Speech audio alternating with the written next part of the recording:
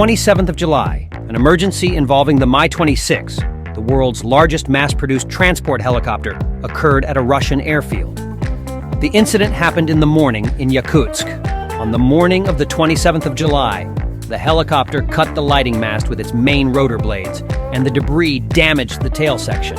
As a result, the Mi-26 lost its tail and now needs to be repaired. The causes of the incident are not being reported.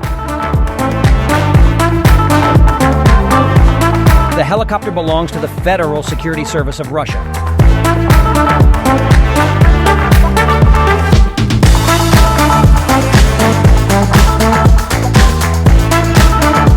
The Mi-26, codified by NATO as Halo, entered service in 1980.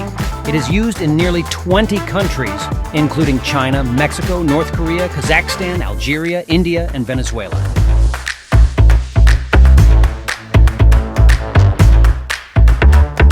The helicopter is 40 meters long. The diameter of the 8-bladed main rotor is 32 meters.